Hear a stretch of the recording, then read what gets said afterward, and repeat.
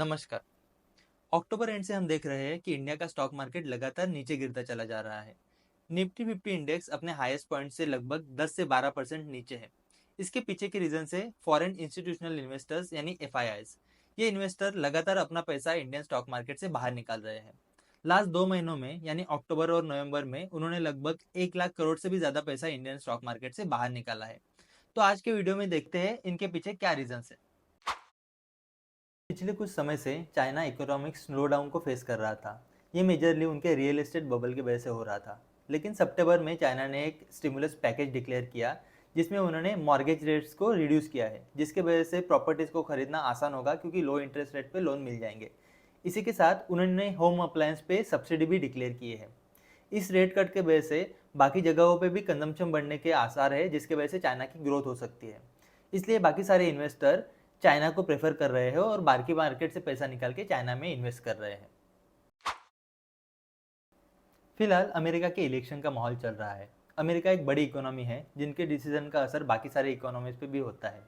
तो नई गवर्नमेंट आके किस कंट्री से कैसे ट्रेड रिलेशन मेंटेन करेगी, क्या कोई एडिशनल टैरिफ लगाएगी, इसकी कोई क्लैरिटी नहीं है। और ये क्लैरिटी जब तक नहीं आ जाती, ये इन्वेस्टर सेफ रहना पसंद कर रहे हैं और सारे मार्केट से अपना पैसा निकाल रहे हैं। इसलिए इंडिया के अलावा बाकी सारे मेजर इकोनॉमी से भी इन इन्वेस्टर्स ने अपना पैसा बाहर निकाला हुआ है। हालांकि अभी इलेक्शन के रिजल्ट्स आ गए हैं और ट्रंप ने ऑफिस संभाल लिया है, फिर भी इन सारे स्ट्रेटेजीज पे अभी भी क्लैरिटी नहीं आई। इसी के साथ फेड के लीडरशिप पे भी कोई क्लैरिटी नहीं है। इसलिए अभी भी इन्वेस्टर सेफ रहना पसंद कर रहे हैं और क्लियर इन्वेस्टमेंट डिसीजन नहीं ले रहे हैं। हालांकि रिसेंटली फेड ने इंटरेस्ट रेट कट्स को डिक्लेयर किया है, जिसके वजह से डॉलर की प्राइस कम हो जाती है, तो बाकी इकोनॉमीज में बेहतरी के चांसेस है। इंडियन स्टॉक मार्केट थोड़ा सा ओवरवैल्यूड भी नजर आया है। मिड कैप सेक्टर, जिसका पीई रेशियो एवरेज 20 से 30 रहता है, करंटली वो पीई रेशियो 40 से ऊपर है। पीई रेशियो यानी प्राइस टू अर्निंग रेशियो होता है, जिसका मतलब होता है कि 1 रुपया पर शेयर प्रॉफिट के पीछे मार्केट में उस कंपनी को कितनी प्राइस मिल रही है। फॉर एग्जाम्पल, अगर पीई रेशियो 40 है तो वो कंपनी एक शेयर के पीछे जब 1 रुपीज़ का प्रॉफिट जनरेट करती है, उस कंपनी की प्राइस मार्केट में 40 रुपीज़ है। इसको अगर आसान भाषा में समझना चाहे तो जो कंपनी 1 रुपये का प्रॉफिट दे रही है, उसके लिए मैं 40 रुपये दे रहा हूँ। तो अगर वो सिमिलर प्रॉफिट ही कमाती रही तो मेरे पैसे को रिकवर करने के लिए लगभग 40 साल लगेंगे, जिसमें मैं इन्फ्लेशन को इग्नोर कर रहा हूँ। मतलब जब भी मैं किसी कंपनी को 40 का पी रेशियो देता हूँ, हम एक्सपेक्ट करते हैं कि उसकी ग्रोथ बहुत तेज़ी से होगी, यानी बहुत तेज़ी से प्रॉफिट्स बढ़ेंगे। लेकिन रिसेंट Q2 के जब रिजल्ट्स आए हैं, उसमें ऐसा नहीं दिखा है और इन कंपनीज में पास्ट की तरह सिमिलर ही प्रॉफिट दिए हैं, कोई तेज़ी से ग्रोथ नहीं दिखी है। इसलिए ये स्टॉक ओवर वैल्यूड नज़र आया है और इन्वेस्टर ने इन स्टॉक्स को बेचा है। कुछ इन्वेस्टर की सोच ऐसी भी हो सकती है कि इन स्टॉक्स ने रिसेंट पीरियड में अच्छे रिटर्न्स दिए हैं और अब ये ओवर वैल्यूड लग रहे हैं, तो फिलहाल वो प्रॉफिट्स को बुक करके रख रहे हैं। जब ये स्टॉक्स की प्राइस नीचे चली जाएगी, फिर से शायद इनको खरीदेंगे। इंडिया का मैक्रो इकोनॉमिक पर्सपेक्टिव भी थोड़ा सा अनसर्टन लग रहा है।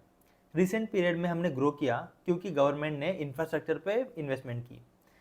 इकोनॉमिक साइकिल इसी तरह चलता है, पहले गवर्नमेंट इंफ्रास्ट्रक्चर पे इन्वेस्टमेंट करता है, जिससे रोड्स या पोर्ट्स बनते हैं, जिसके वजह से मार्केट में प्रोडक्ट को पहुंचाना या रॉ मटेरियल्स को प्लांट तक पहुंचाना आसान होता है और बिजनेस करना ईजी हो जाता है।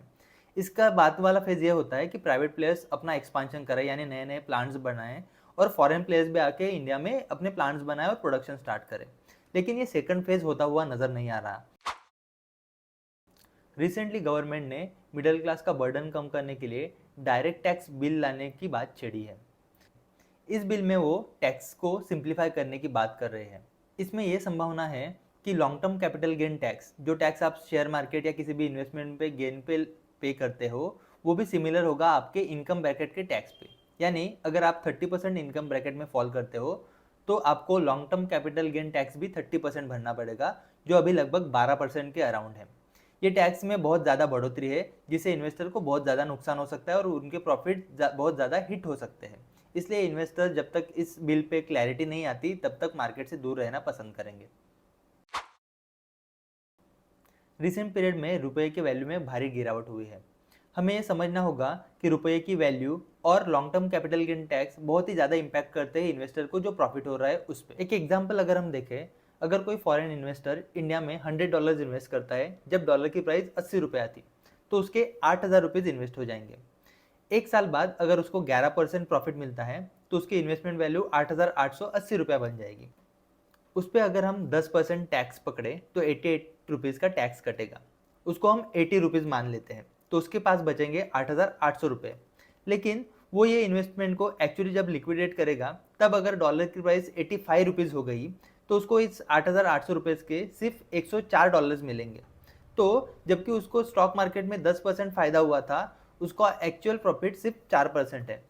तो इस तरह से बढ़ते हुए टैक्सेस और रुपए की गिरती हुई वैल्यू फॉरेन इन्वेस्टर को हार्म करते हैं, इसलिए वो करंटली इंडियन मार्केट से दूर रहना पसंद कर रहे हैं। इन फॉरेन इन्वेस्टर्स के इंडियन स्टॉक बेचने के जो भी रीजंस हमने देखे, उनमें से एक्सटर्नल रीजंस पे तो हम कुछ नहीं कर सकते। अमेरिका का इलेक्शन या चाइना की ग्रोथ, इसको हम कंट्रोल नहीं कर सकते, लेकिन हम इंटरनल चीज़ों को कंट्रोल कर सकते हैं।